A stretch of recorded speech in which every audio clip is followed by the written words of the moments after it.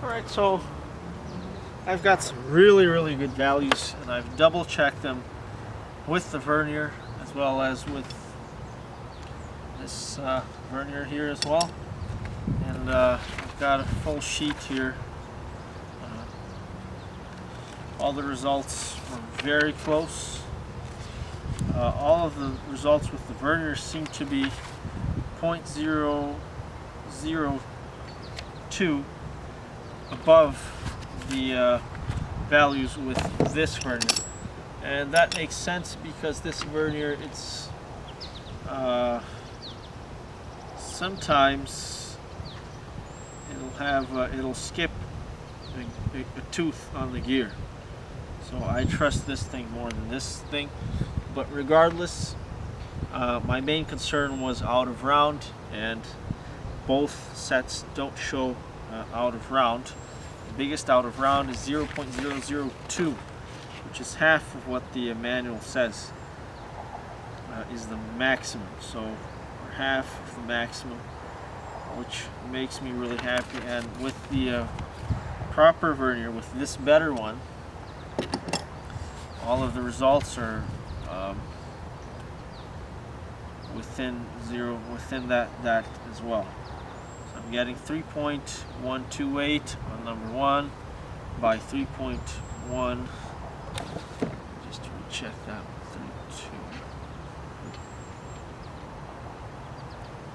32.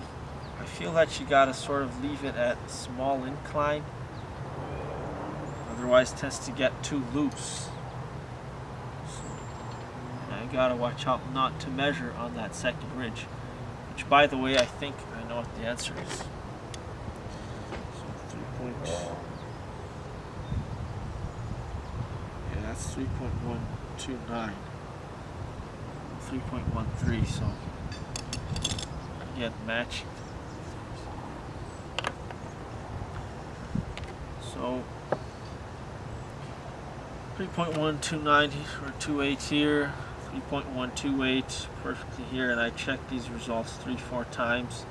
3.127 here, that's near perfect. 3.129 both sides, number 4. 0.127 by 3.129, number 5. 3.128, 3.130 on number 6. There's no scratches, no deep scratches that you can feel. Now the second ridge, what I'm thinking is, the only reasonable explanation, that there were 3 technically different engines. The only difference between them was the displacement. There was a 172, 184, and then 196, or the 172.4, 172.2, I think, 184.4, 195.6. The manuals actually included the last decimal. Just the camera. There.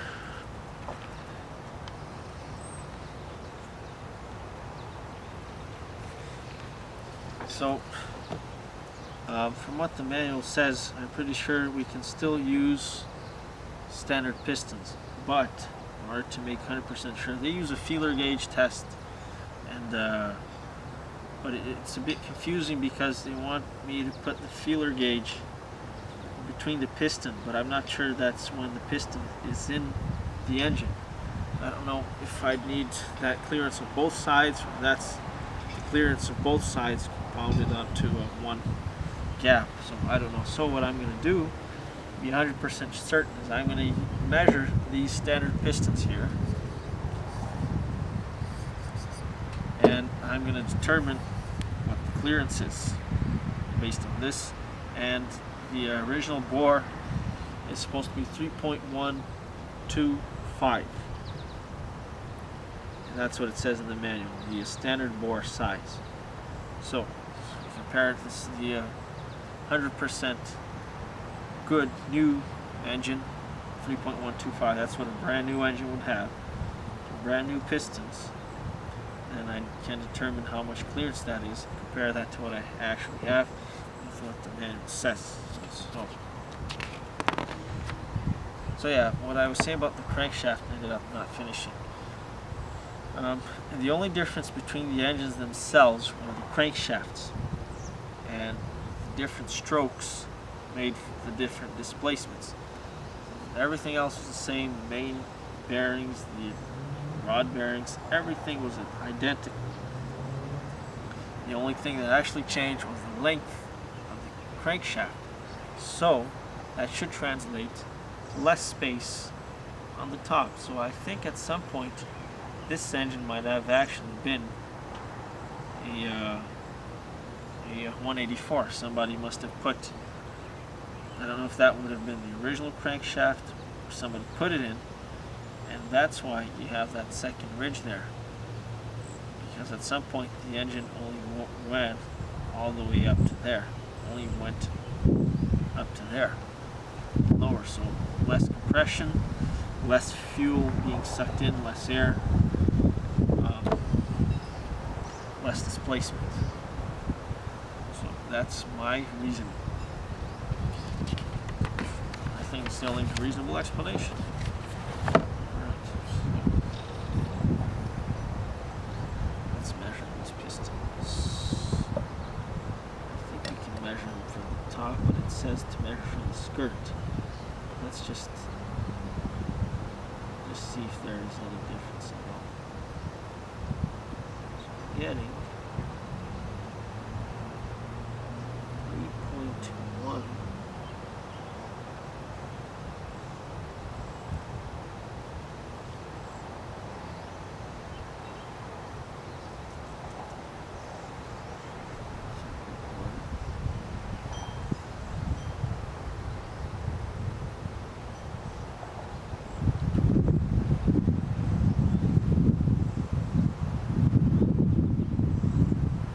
Getting 3.08.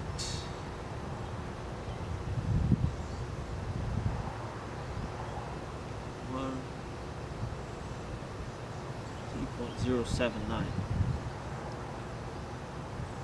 078, 3.078. If I measure it at the bottom,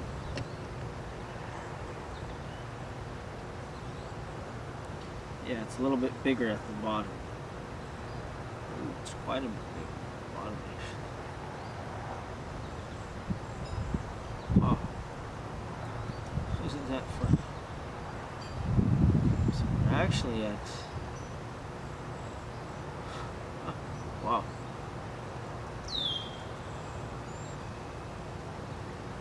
Three point...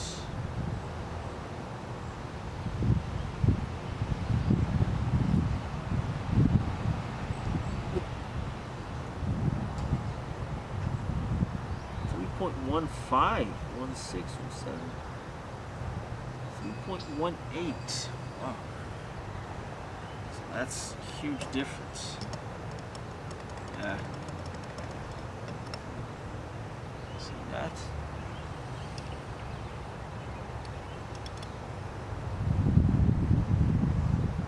Rattling. So the piston is actually pointed, it's conically shaped. Very interesting. Let's compare that to the other ones. Right, so these two, we've got a slightly different design.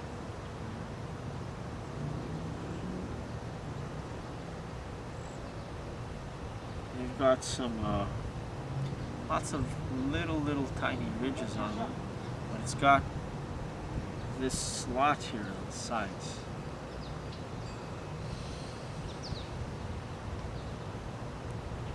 So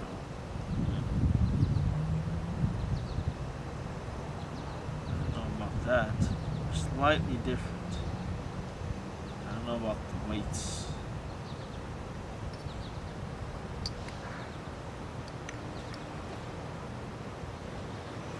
These ones were probably manufactured at a later date.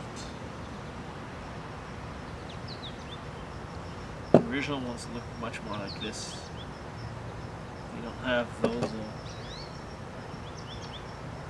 Oh yeah, sorry, actually they do have these slots in them. ones that were on the end. But measurements match.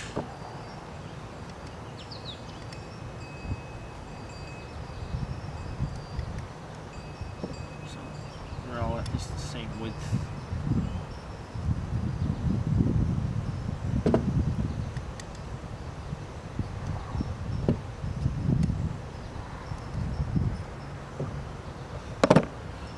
Alright, so I wonder how should I measure this from? Well, as long as we measure all of it from the same spot, that's what matters.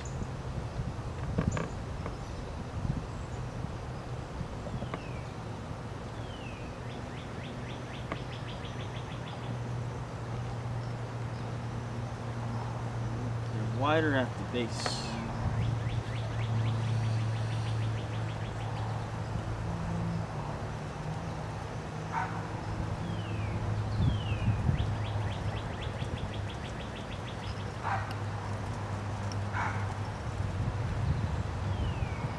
Getting 3.125. So at the base it's supposed to be exactly the same width as the bore.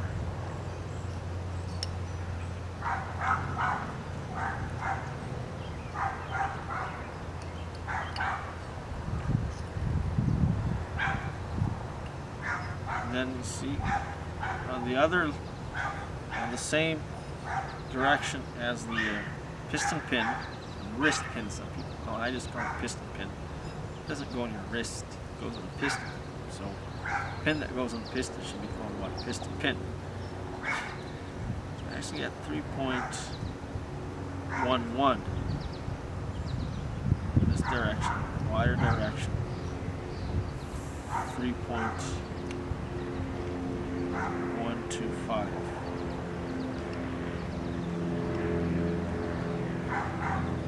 Top, get 3.095 by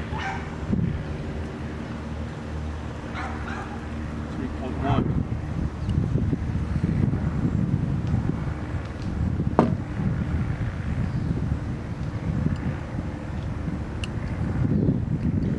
This makes things a little bit trickier. This is actually a little bit larger than the other ones. No, 3.25, 3.126, sorry.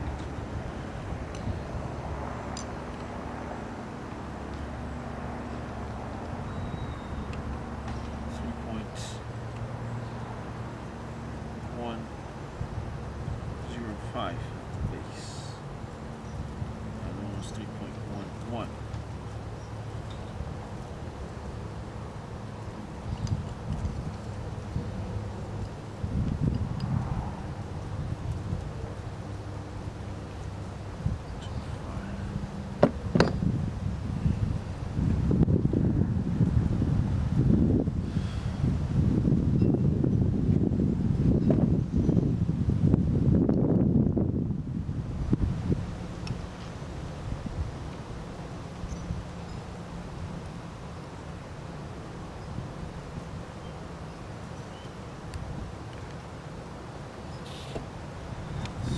At base,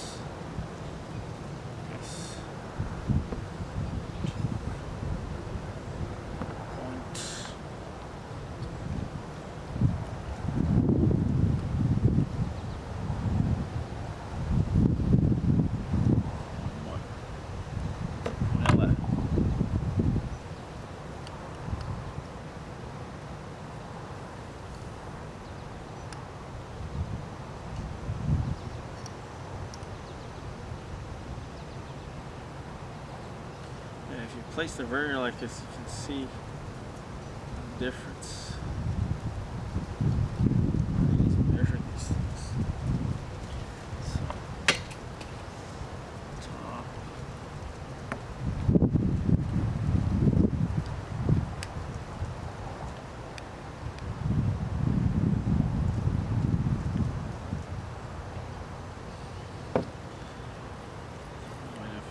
Yeah, see, I moved the tooth on the vernier.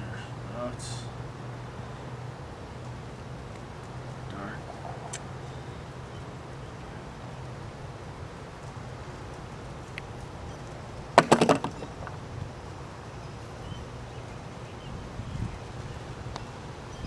Same as using the vernier.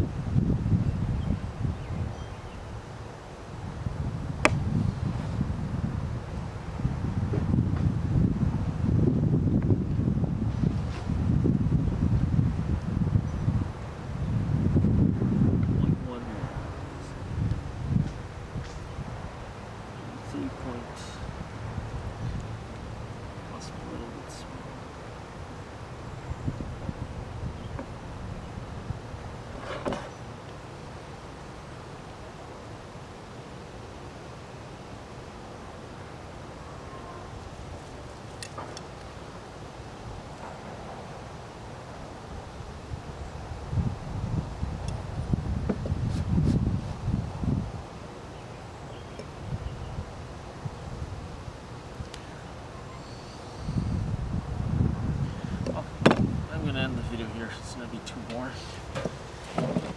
Get back the measurements. I just want to show that I'm measuring these things. That's my main objective with this video.